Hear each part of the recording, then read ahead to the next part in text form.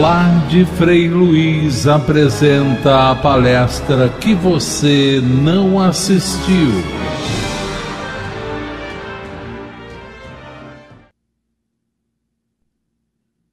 E é no sentido dessa música que a nossa palestra é hoje.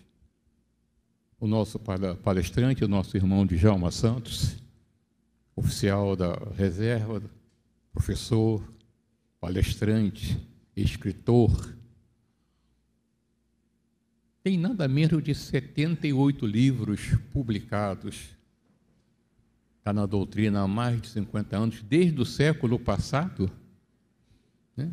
Desde o século passado eu ouvia na Rádio Rio de Janeiro ele dizer assim: Jesus sempre respondia a questões sobre a doutrina e quando acabava ele dizia Jesus sempre.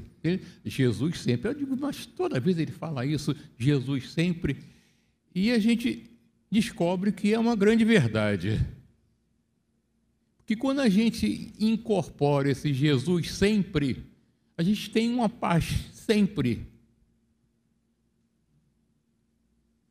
Porque, como foi dito antes, nós estamos num mundo de reconciliação. Não estamos aqui para ofender, para agredir, estamos aqui para reconciliar. E a reconciliação passa exatamente por todos os ensinos, por todo o exemplo de Jesus, que foi tentado várias vezes com perguntas, com atos. E o nosso irmão Djalma Santos, quando ele falava, ele terminava, dizia, Jesus sempre. Então eu tenho o prazer e a honra de receber aqui na nossa casa o nosso irmão Djalma Santos, que vai fazer a nossa palestra hoje sobre viagem. Djalma, sinta-se à vontade, obrigado.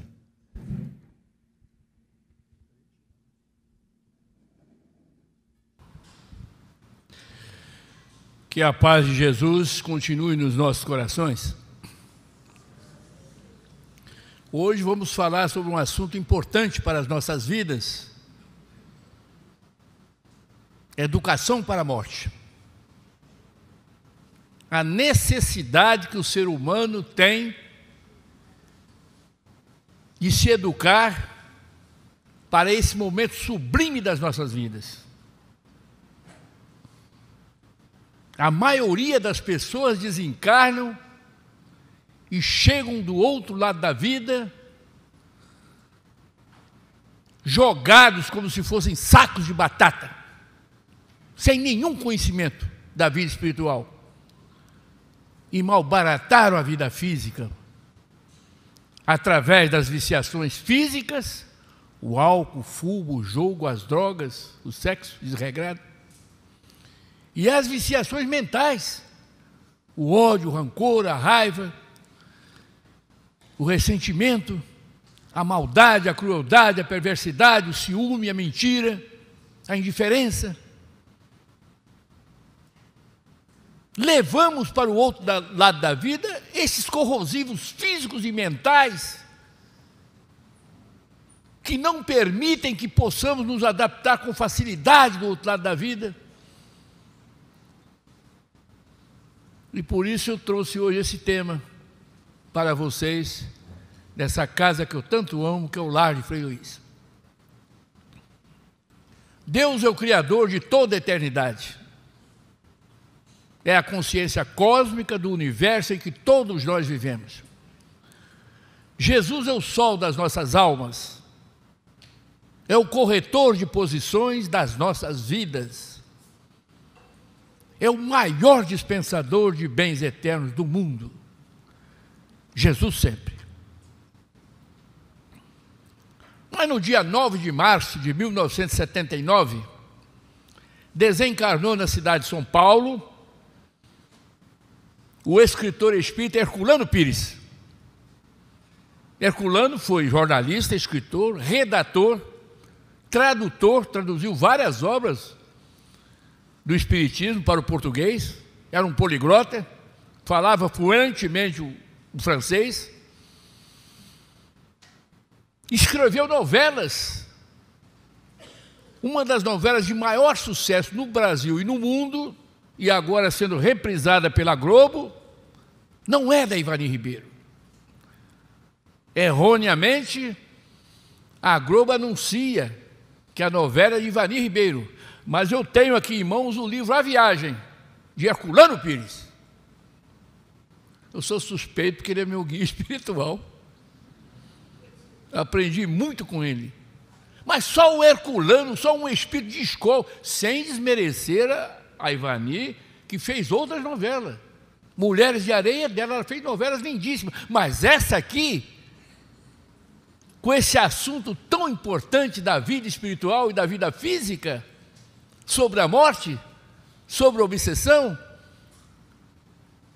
sobre tudo o que acontece do outro lado da vida, só o Herculano. E o interessante é que esse livro foi prefaciado por Francisco Cândido Xavier, que era amigo do Herculano, aqui na contracapa, do próprio punho. O Chico escreveu o prefácio, e nesse prefácio o Chico diz, Herculano, ele era um amigo íntimo do Herculano, deu o livro para Ivani, e a assessora era, já haviam combinado que a Globo iria passar o livro para a novela, adaptar para a novela. Orienta a Ivani para essa novela de tão importância para a doutrina do Consolador. Então eu tenho aqui o livro às mãos, que eu vou presentear ao meu amigo Paulo Frutuoso com esse livro, porque tem muita coisa, ele é um escritor famoso, que aborda assuntos transcendentais, meu amigo do peito, eu vou dar esse livro para ele. Então, mas no dia da sua morte, no dia 9 de março de 1979, ele encontrou-se com um dos companheiros que fazia um trabalho com ele na garagem. Ele morava no duplex, que é uma garagem embaixo, uma vez por semana. Ele se reunia com mais 4 companheiros e fazia um trabalho de obsessão e desobsessão, com 2 partes. Na primeira parte, eles liam vários livros, e na segunda parte, 2 dos componentes, dos 5, eram médios. Eles se imantavam a espíritos e davam informações não só sobre o livro, mas sobre vários assuntos. Mas no dia da morte, o Herculano me encontrou com um deles na rua. Depois de cumprimentar, o Herculano falou, talvez hoje eu não vá à reunião, disse o Herculano. Eu estou passando mal desde manhã, era 4 horas da tarde. Mas toca o trabalho sem mim. Não há problema nenhum, nós continuaremos com o trabalho. As horas passaram, o grupo se reuniu às 20 horas, e de 8 às 10 horas fizeram a parte teórica. Começaram a mediunidade na segunda parte às 22 horas. Quando deu 23 horas, 11h45, uma entidade se imantou a um dos espíritos e pediu um lápis e papel. Deram o lápis e papel e ele ditou uma mensagem psicografada. E o médium entregou essa mensagem ao companheiro que presidia aquela pequena reunião. Quando ele leu a mensagem, ele levou um susto. Mas é o Herculano? Aí o outro falou, mas eu encontrei com ele às 16 horas, ele estava vivo. Mas aqui nessa mensagem ele está dizendo que está morto. Eu estou contando uma verdade, isso ocorreu realmente, podem pesquisar. Aqui ele disse que está morto. Acabo de chegar à vida espiritual. Eu estou muito feliz, diz o Herculano. Paz, meus senhores e senhoras que me ouvem. 15 minutos depois da sua morte, ali estava o Herculano ditando uma mensagem, vivo, pleno, dinâmico, provando que a morte não existe. Podemos atravessar as águas enigmáticas do Rio da Morte com muita paz, com muita alegria e com muita felicidade, se cumprirmos com os nossos deveres e com as nossas ordenações humanas aqui na Terra. Escrevemos 6 livros sobre a morte. Um deles, que saiu aqui pela editora Frei Luiz, a quem eu agradeço. Temos 12 livros aqui pela editora. Agradeço do fundo do coração esse carinho que essa casa tem comigo. E ainda tem outros no prédio que eu não sei mais se vai sair, mas de qualquer maneira saíram 12. Um deles é sobre a morte, que eu estaria autografando depois da palestra. Brincando com a Morte. Por que Brincando com a Morte? Porque é um livro de quadrinhas, tipo literatura de cordel, né? Aquela literatura do Nordeste, muito engraçada, até escrita até por analfabeto. Literatura de cordel. Eu quis facilitar a vida das pessoas. Mas não ficou só comigo. O livro tem 2 partes. Na primeira parte, as quadrinhas de Djalma Santos, 203 quadrinhas. Na segunda parte, tudo que o Kardec deixou sobre a morte. No livro dos Espíritos, no Evangelho segundo o Espiritismo, no livro dos Médiuns, no livro Céu e Inferno e na Gênesis. Tudo que o Kardec escreveu sobre a morte, eu coloquei na segunda parte. Então não é o Djalma sozinho no livro, é Kardec e Djalma Santos. Mas nesse livro, de 203 quadrinhos, eu só vou recitar 3 quadrinhos, porque nós temos mais tempo para falar de outras coisas. Eu pergunto quem ela é e ela me responde. Eu chamo a morte de velha senhora.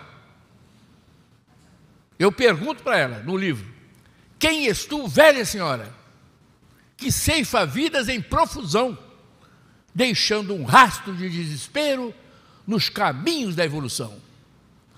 E ela começa a me responder a partir daí. A partir daí eu não falo mais nada, eu só escuto. Ela diz: Djalma, eu sou uma estrada deserta, que todos têm que percorrer. Depois de um sono profundo, continuar a viver. Meu Deus do céu, eu acho que eu estava muito inspirado. Continuar a viver. Continuamos a viver depois da morte. Com muito mais felicidade, com muito mais paz. Saímos da vida física e entramos na vida fluídica. Ressuscitamos do outro lado da vida, não com o corpo físico, mas com o corpo espiritual, com o perispírito. E o Paulo fala isso com a inteligência cabal, completa. Em carta aos Romanos, diz o Paulo: semeia-se corpo físico e colhe-se corpo espiritual. Ele usa o verbo semear. Ele quis dizer o seguinte: todas as vezes que desce um corpo à sepultura, surge um outro corpo, mais sutil, mais etéreo, mais dinâmico. Estão nas obras do Frutuoso, ele fala sempre sobre esse corpo etéreo, esse corpo de fótons, de luz, que ressurge depois da morte, envolve o espírito imortal e passa a ser um novo instrumento do espírito imortal nas novas dimensões do espaço infinito de Deus. Então Paulo diz: semeia esse corpo físico e colhe-se corpo espiritual. E mais à frente ele reafirma: o corpo espiritual é o corpo da ressurreição. Não ressurgimos com o corpo físico. O corpo físico fica na sepultura, como diz o Moisés na sua Gênesis: és pó e pó tornará. Moisés se refere exclusivamente ao corpo físico, porque Kardec na Gênesis afirma: o Espírito vem das estrelas, diz Kardec, e é para lá que nós vamos um dia, se Deus quiser. A morte mais à frente diz: são as lágrimas que vertem como se chora na hora da morte, na hora da despedida. Sou um controle remoto que desliga a TV da vida. Eu brinco com a morte o tempo todo. Mais à frente ela dá uma noção do que pode acontecer de bom com as pessoas que são boas, que morrem com ética. Sou uma espada impiedosa, diz a morte, que despedaça os heróis, mas sou uma cortina que se abre, mostrando bilhões de sóis. Terminei uma palestra, estava autografando o livro, aqui mesmo no Frei Luís, uns 10 anos atrás. Uma senhora que leu o livro disse: quando é que eu vou encontrar esses sóis? Eu não sei, eu também estou procurando. Leva um tempinho para encontrar esses sóis. Mas encontraremos sim esses sóis. Eu me baseio muito no Paulo, do apóstolo Paulo, que era Saulo, mas depois de receber Jesus no caminho de Damasco, daquela luz intensa que ele ficou cego, ele se ajoelha e faz uma pergunta histórica para Jesus: Senhor Jesus, que queres que eu faça? Agora, eu peguei isso nas minhas orações. De manhã e à noite, quando eu faço a oração, no final eu pergunto a Jesus: o que queres que eu faça? Me dê as diretrizes para que eu possa seguir sendo uma pessoa boa, ética, social, convivendo bem com os meus familiares, com o próximo. Então esses sóis podem ser encontrados, e Paulo fala disso de uma forma poética e indireta, quando ele diz: combati o bom combate, acabei a carreira e guardei a fé. Não sou eu mais quem vivo, é o Cristo que vive dentro de mim. O Paulo conseguiu levar Jesus para dentro do seu coração. Antes ele já havia dito, Paulo está sempre informando, as cartas de Paulo é um tratado espiritual interessantíssimo. Só perde para o Evangelho de Jesus. Depois do Evangelho de Jesus, as cartas de Paulo. Para que possamos conseguir encontrar esses sóis, o Paulo diz o seguinte: lute, trabalhe com fé, coragem e determinação, diz o Paulo, com as coisas que você pode ver. Eu grifei esse verbo. Para que a fim, depois de muito tempo, você consiga entesourar no fundo do seu coração aquilo que você ainda não consegue ver. Então as coisas espirituais que nós procuramos, né, e que Jesus afirmou com muita propriedade, o reino de Deus não está nem ali nem acolá. Ele está dentro de vocês. Essas coisas íntimas, espirituais que procuramos, só chega depois de muito trabalho no campo da carne. Não podemos descartar a matéria, o trabalho com a matéria bruta, grosseira, sólido, líquidos e gases. Os livros do meu amigo Paulo Frutuoso são mais avançados, são científicos, porque a doutrina espírita tem um horizonte muito amplo, muito vasto, e não podemos ficar apenas na mediunidade, na obsessão, no passe, na água fluidificada. Tudo isso é maravilhoso, mas precisamos avançar em novas dimensões da vida. E o nosso querido Paulo Frutuoso nos dá esse conhecimento através dos seus livros. Precisamos avançar no conhecimento. E a última quadrinha do Brincando com a Morte, ela dá com fecho de ouro. Ela diz: eu sou a porta da vida, sou a alegria e sou a felicidade, diz a morte. Sou o fim do corpo físico, mas sou a própria eternidade. Terminamos as nossas quadrinhas com essa quadrinha fortíssima em literatura de cordel. Sempre tive um interesse muito grande por essa velha senhora, pela morte. Lendo o livro do Herculano Pires, que é o título da nossa palestra, Educação para a Morte, eu aprendi muito. Seria capaz de definir a morte aqui o dia todo, com definições diferentes. É a porta da vida, é um sono que se completa, é um estágio entre duas vidas, é uma porta vibratória, e por aí vai. Mas eu queria, para um outro livro, não é esse da morte, é um outro, é o Ninguém Morre, para colocar, inclusive, na capa uma definição povão, que a pessoa fosse tocada no fundo do coração. E não encontrava essa definição. Até que certo dia eu saio de Vaz Lobo e vou para Madureira. Ali tem um viaduto para atravessar a linha. E nesse viaduto ficava carros que faziam mudanças. Caminhões, picapes, combis. Hoje a BRT passou por ali e não tem mais. Mas tinha aquela placa, faz-se mudança. Aliás, eu aproveitar para corrigir o português. Não é fácil, é fazem-se mudanças. Todo o verbo acompanhado da partícula C vai para o plural. Eu sou professor de matemática, mas entendo um pouco de português. Então não é faz-se mudança, é fazem-se mudanças. Cansei de ver na Barra, vende-se casas. Não, vendem-se casas. Alugam-se apartamentos. Consertam-se sapatos. Vamos deixar o português? E eu olhei lá, meu Deus do céu, é a definição que eu quero. A morte é um caminhão que faz mudanças. E coloquei na capa desse livro: a morte é um caminhão que faz mudanças. E eu explico no livro: só faz a mudança. A morte só faz a mudança, ela não tem poder nenhum. O poder está com o dono da mudança, que somos nós. Quando fazemos uma mudança terrestre, colocamos a geladeira, o freezer, o guarda-roupa, aqueles vasos pesados de planta que o motorista não gosta. É a mudança terrestre. Mas agora vamos passar para a mudança celeste. Que tipo de carga vamos colocar em cima desse caminhão que é a morte?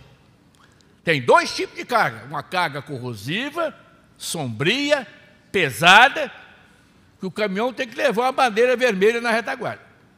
E uma carga leve, suave, serena. Se colocarmos essa carga pesada, sombria, em cima desse caminhão que é a morte, vamos sofrer muito do outro lado da vida. Vamos chegar cego do outro lado. Que carga corrosiva é essa? O álcool, o fumo, o jogo, as drogas, o sexo desregrado,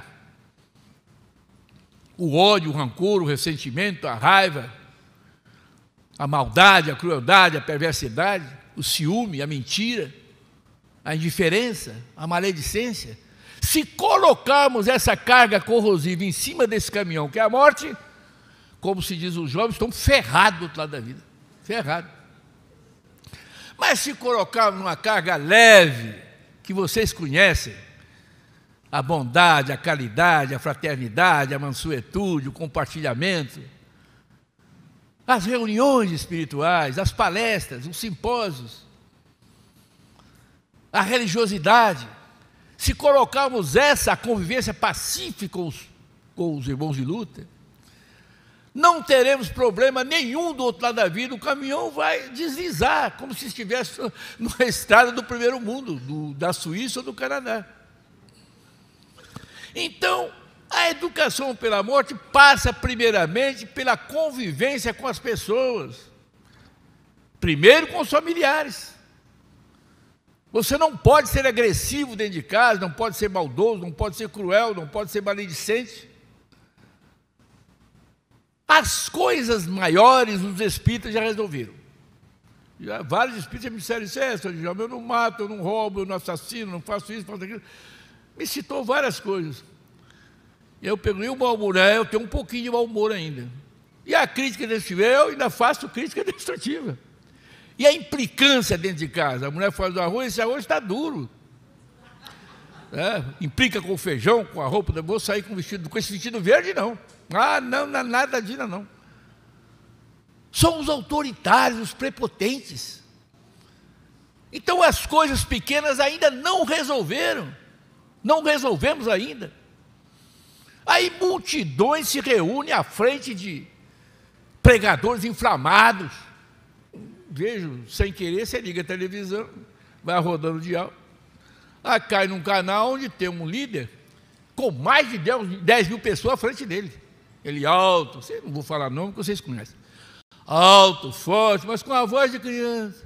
Ajuda a igreja com R$1.000. E as pessoas ali de boca aberta, cheias de dente, aceitam. Porque na realidade elas querem alguma coisa, ninguém está ali por acaso não.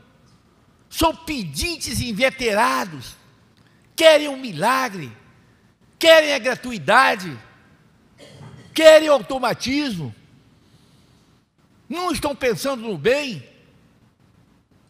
São grupos que podem ser identificados. Alguns querem que o vizinho mude, mas eles não mudam. Não gostam do vizinho, então pedem para o vizinho mudar. E quer que o líder ali resolva isso.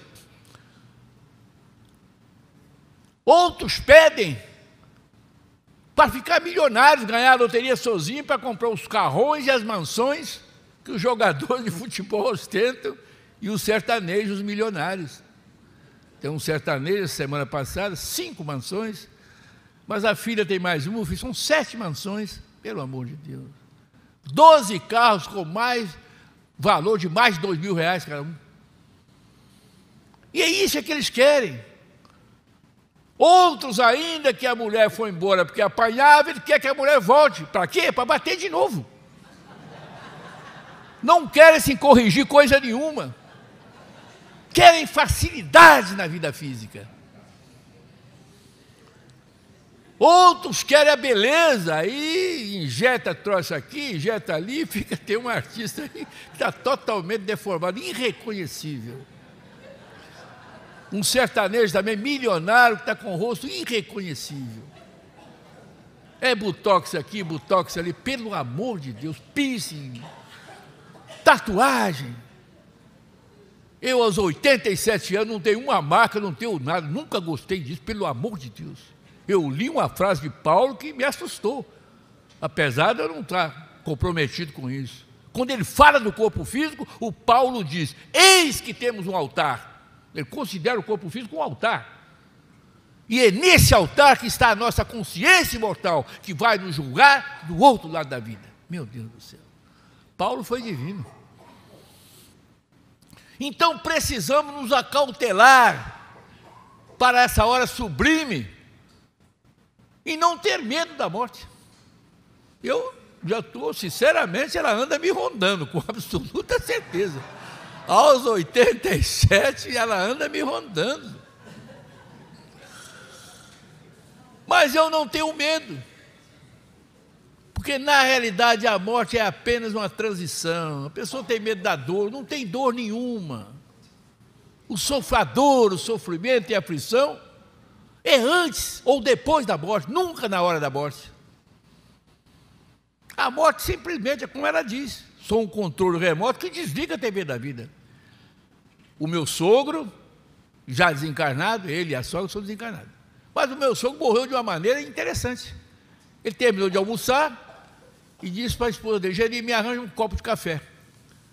A minha sogra foi na cozinha para o café, quando trouxe a cadeira de café, ele estava com a cabeça trocada, morreu dormindo ali na cadeira do papai. Não sentiu nada. A morte não provoca nenhum tipo de dor,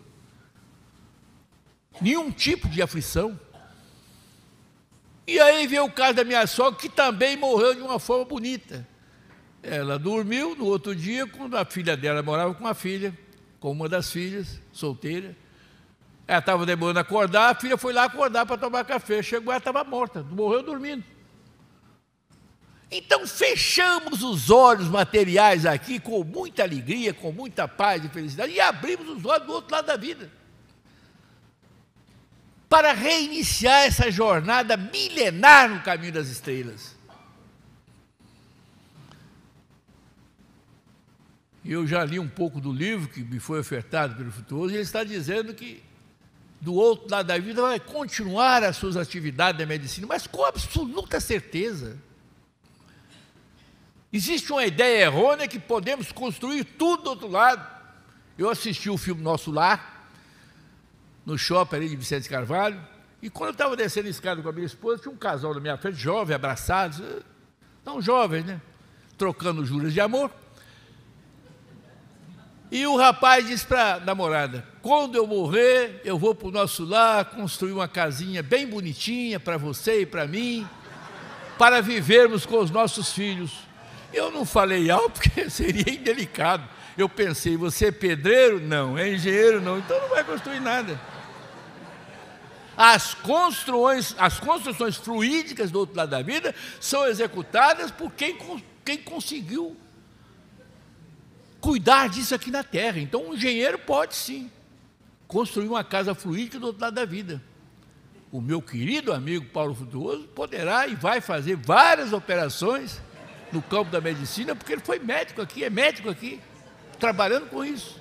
Eu poderei falar para uma pequena multidão, dar algumas aulas de matemática, de aritmética, aula de geometria, que não tem mais na escola pública, equação do primeiro grau e segundo grau, então não ensinam mais. Os meus netos, que hoje já estão formados, 10 formados e 2, agora um em odontologia e o outro em direito, aprenderam matemática comigo.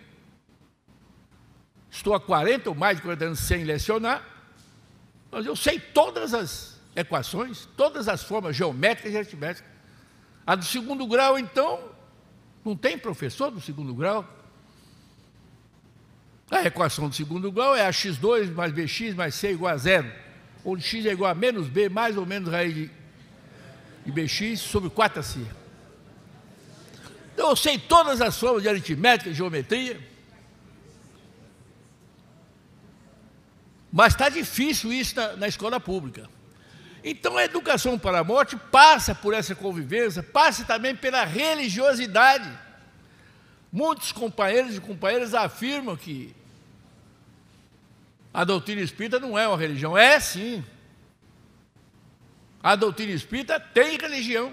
A religião é do coração, não é aquela que vai à igreja todo dia e ao sair da igreja fala mal dos outros. Eu me lembro que eu tinha 10 anos e ia com a minha mãe para a igreja, morava na cidade de Minas, há muitos anos, 1952. E ela era filha de Maria e assessorava o padre.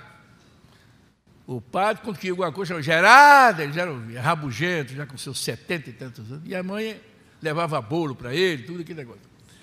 E ela me contava que as beatas que iam de manhã, ficavam o dia todo lá ao lado do padre, quando o padre ia embora, elas falavam mal do padre, da igreja, das vizinhas. Pelo amor de Deus, a religiosidade do coração, é o comportamento. O que salva as pessoas, se é que existe a salvação, existe, é o comportamento. Somos salvos pelo nosso comportamento. Eu coloquei em todos os 6 livros da morte uma frase pesada. Fui criticado até na rádio por companheiros que leram o livro. Eu coloquei: levamos para o outro lado da vida o céu ou o inferno que construímos dentro de nós mesmos. Não adianta culpar o empregado, culpar o patrão, a sogra, o sogro, a mulher, o vizinho, o filho, o neto. Somos os únicos responsáveis pelo nosso destino. Somos caçadores de nós mesmos. Procuramos por fora o que já temos por dentro.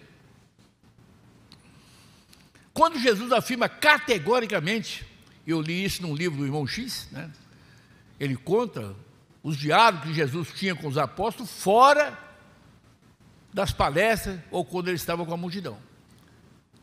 Pedro implicou com essa frase: o reino de Deus, o meu reino não é deste mundo, dizia Jesus. E o Pedro queria saber: Senhor, onde está o seu reino? E ele disse para o Pedro: se disserem que ele está ali ou acolá, não acreditem. O reino de Deus está dentro de vocês. Então nós já possuímos essas potencialidades íntimas que vão nos levar à vitória. Mas essa vitória não é sobre os outros, aí é que está o problema. Queremos sempre vencer os outros, não estamos dispostos a vencer a nós mesmos. E Sócrates, 500 anos antes do Cristo, já dizia no seu livro, escrito por Platão: o verdadeiro homem não é aquele que corrige os outros, é aquele que corrige a si mesmo. Então, se durante a nossa vida física passarmos a nos corrigir diuturnamente, evitando os deslizes, os pecados, as falcatruas, vamos chegar na hora da morte tranquilamente, serenamente. E as pessoas: fulano morreu pela violência, é normal. Não é normal. Morrer através da violência não é uma morte normal. Ter sofrimento antes da morte, né, também não é normal. Eu tive um pequeno diálogo com um amigo meu, Demário, grande amigo, Mário Demário. Podem convidar, que reza forte, hein? Mário Demário. Escreve inclusive para a revista do Espiritismo da Fé, sobre a doença e a morte do ex-presidente da rádio, Gerson Simões Monteiro. Ficou vários meses em coma, sofrendo terrível. Primeiro sofreu terrivelmente. Houve uma ocasião que o Demário foi lá, ele queria tirar os aparelhos, aqueles Babilac, né? O soro e outros aparelhos que estavam ligados, da sonda, tudo. Então ele sofreu muito. E o demais: não, mas isso é normal. Não é normal. Então o que aconteceu? Nós não sabemos. Lá na roça se diz o seguinte: coração humano é terra que ninguém vai. Ninguém sabe o que acontece com A, B, C. Eu não sei o que acontece com a minha esposa, né? Tem até uma piadazinha que eu li na internet que vocês vão gostar. A mulher pela manhã diz para o marido: marido, eu sonhei que estava andando de bicicleta. E ele falou, e eu sonhei que estava beijando uma mulher linda. Era eu, meu amor? Não, não era você estava andando de bicicleta. Então nós precisamos fugir da bicicleta, porque pode acontecer muita coisa. Fugir da bicicleta é fugir das viciações. Fugir desse cotidiano pesado em que nós vivemos, né? Só notícia ruim, pelo amor de Deus. Eu esqueci de dizer também que nos grupos que estão à frente desse pregador inflamado, então grupos que gostariam de ser vereadores, deputados, senadores, para receber essas emendas milionárias que estão dando agora. Queremos as mordomias, mas não queremos trabalho. E a educação para a morte passa também pelo trabalho. Trabalhar diuturnamente. Tem pessoas que acham que o trabalho é algo ruim. Vão para o trabalho como se fosse bois para o matadouro. Faça no seu dia de trabalho um hino de amor. Trabalhe com boa vontade. Trabalhe com amor para que dê certo. Senão não dá certo. Convivi com companheiros que, nossa, eu gostaria de fazer palestra, mas eu erro tudo. Falei, engraçado, eu não consigo errar nunca, eu vou ler do início ao fim direto. Porque eu não faço isso aqui sozinho, não estou aqui sozinho, já orei antes de vir para cá. Pedi o auxílio de Deus, de Jesus e dos irmãos espirituais, que me desse aqui um assessoramento para que eu pudesse falar para vocês palavras importantes a respeito da morte. Então precisamos estarmos assim, ligados à vida espiritual, ligados a Jesus. E o Paulo diz, quem segue Jesus de perto, nova criatura é. Ao lado de Jesus nos tornamos novas criaturas. Criaturas mais sábias, mais éticas, com menos exigência, exigindo mais de si do que dos outros, não se aborrecendo com nada, não intrometendo na vida dos outros. Passamos a caminhar em silêncio. Silêncio até dentro de casa. Eu tenho dia, agora já 6 filhos, 12 netos e um bisneto. Mas atualmente já 8 anos, só eu e a esposa. Tem dia que a gente não fala nada, só o bom dia de manhã e o boa noite para dormir. Mas é muito bom o silêncio. Eu me lembro quando a gente discutia futebol, discutia novela, era briga todo dia. Agora não, um silêncio total. Passar uma mosca voando, você ouve. Mas eu me sinto bem com isso. Eu estou no computador, eu estou às vezes vendo algum programa. Eu gosto de alguns programas. Gosto do Brasil visto de cima. Para onde você vai, não é? Aquela incursão do Pedro em todas as cidades do mundo, mostrando como vivem os povos em países diferentes. Adoro aquele programa. Mas aconselho a vocês, não vejam A Casa é Sua, não vejam o Sérgio Malandro, não vejam o João Kleber, são programas horríveis. Tem um tal de programa que é Casos de Família. Eu mudaria o nome daquele programa, botar Caso de Polícia, prenderia todo mundo. Meu Deus do céu. Só miséria e desgraça que acontece nos lares, são colocados ali a nu, né? Colocando as pessoas em estado vexatório, pelo amor de Deus. Então precisamos selecionar a educação para o outro, passe também por selecionar aquilo que você vê, aquilo que você ouve, com quem você anda e o que você está fazendo da vida. Eu todos os dias levanto pela manhã, eu vou ao mercado, não falo com ninguém. Saio, vou, faço as minhas comprinhas e volto. Não saio mais, passo o resto do dia todo em casa. Como eu moro numa zona perigosa, que ali em Vaz Novo, perto do Bom Juramento, tem tiroteio. Toda semana tem. Mas eu fecho a janela, vou para o quarto meu que é interiorizado e não ouço nada. Moro ali há mais de 50 anos, nunca aconteceu nada comigo, nem com meus 6 filhos e agora nem com os 12 netos.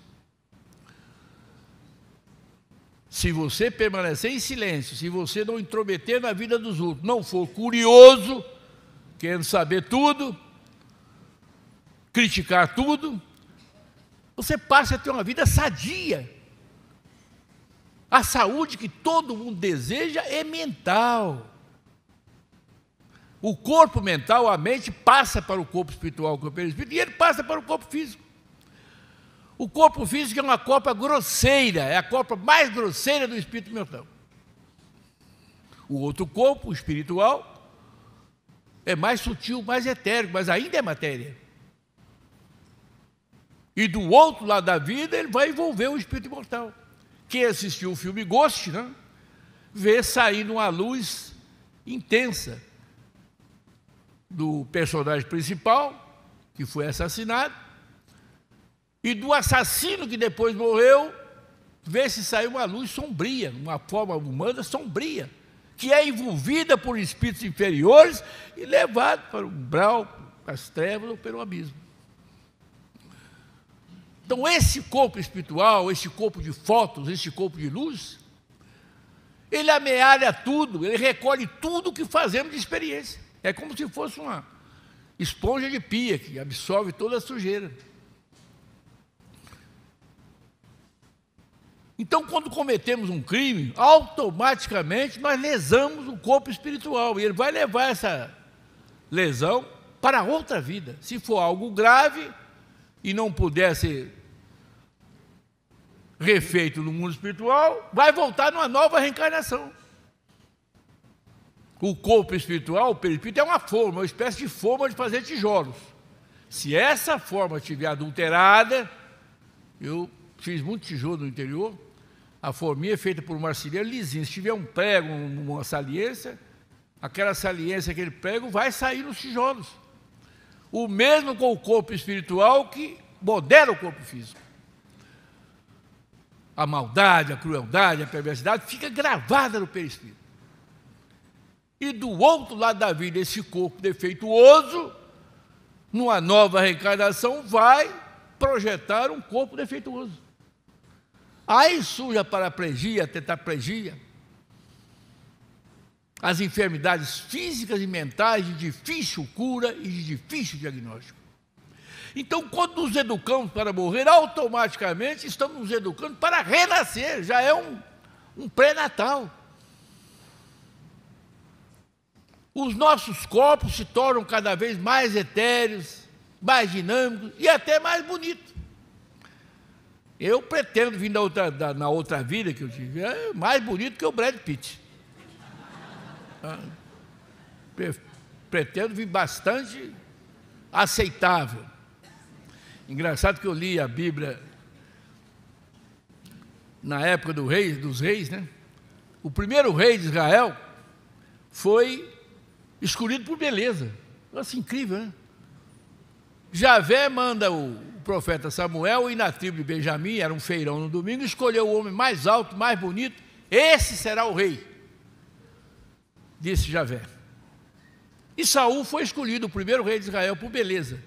Ora, se essa moda pega, agora você estaria ouvindo o rei. Contei alguma piada? Mas o interessante dessa escolha do rei é que Javé ditou uma constituição. Essa constituição aí que a nossa está mais remendada do que calça de mendigo. Todo mês tem uma PEC, né? Plano de emenda constitucional. Uma coisa não agrada, eles querem tirar. Outras agradam, eles querem colocar. Faltam 5 minutos? Ah, só 5? Opa. Eu queria contar umas historinhas, esse conto pelo menos 2. Então, a minha mãe contava uma história muito interessante de um companheiro que era sensual. Foi criado pela mãe, a mãe era cafetina, criou desde criança, se tornou rapaz dentro da casa de prostituição. E ali era muito bonito, alto, começou a seduzir as moças e colocar no prostíbulo.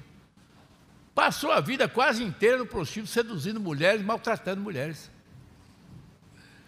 Ele aos 55 anos, contraiu uma gonorreia, uma doença antiga, né, que matava naquela época, uma doença venérea. E ele estava numa cama do hospital, morre, não morre, porque estava com os órgãos genitais todos inflamados, não tinha cura naquela época, a penicilina ainda não havia sido descoberta. E veio a enfermeira para aplicar uma injeção, e estava com a luz quase apagada, e ele olhou para a enfermeira e disse: linda, linda, linda. Foi morrer, ele morreu. Acordou do outro lado da vida, totalmente envolvido por trevas, escuridão por toda parte. E vozes que diziam: o nosso amor chegou, chegou o lindão. Isso, aquilo, mas ele não viu. Que isso, pelo amor de Deus?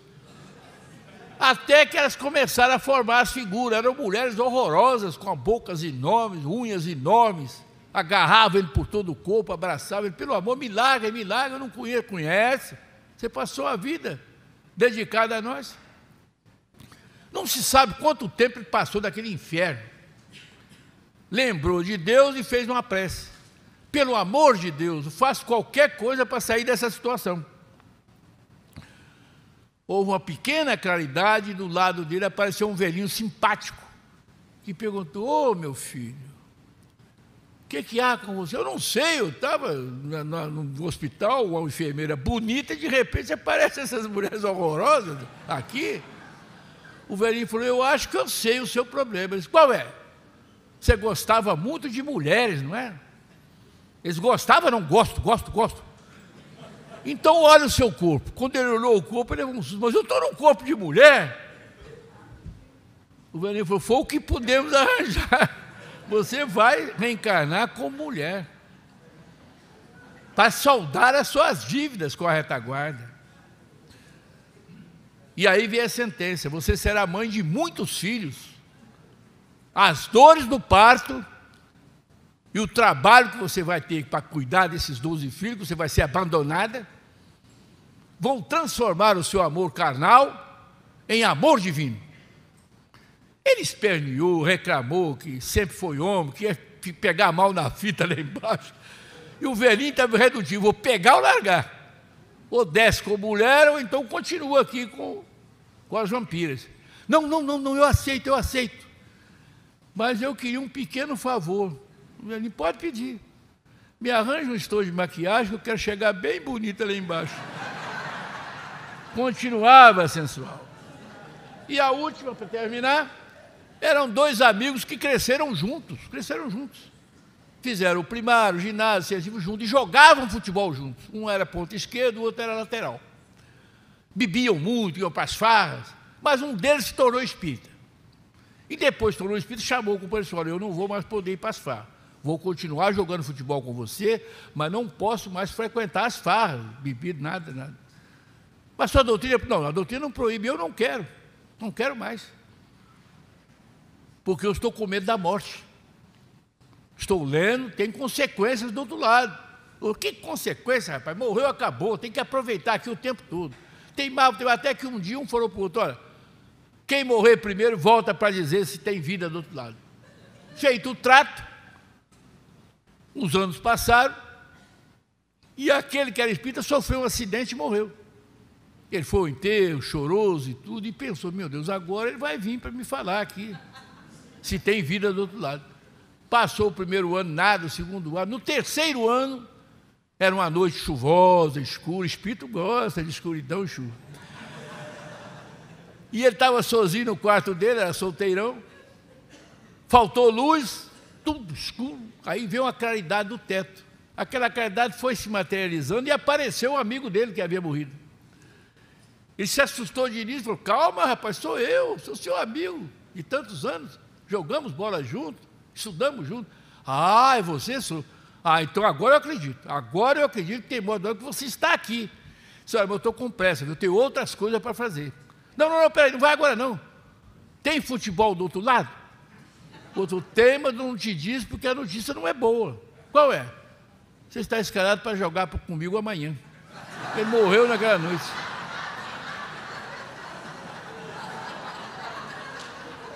Então a morte é apenas uma transição para a nossa passagem para a vida espiritual, para a nossa passagem na busca das estrelas. O homem veio do pó da terra, o homem físico, mas o homem espiritual, o espírito imortal, esse viajor incansável da eternidade, veio das estrelas. E é para lá que nós vamos um dia, se Deus quiser. Muita paz para todos.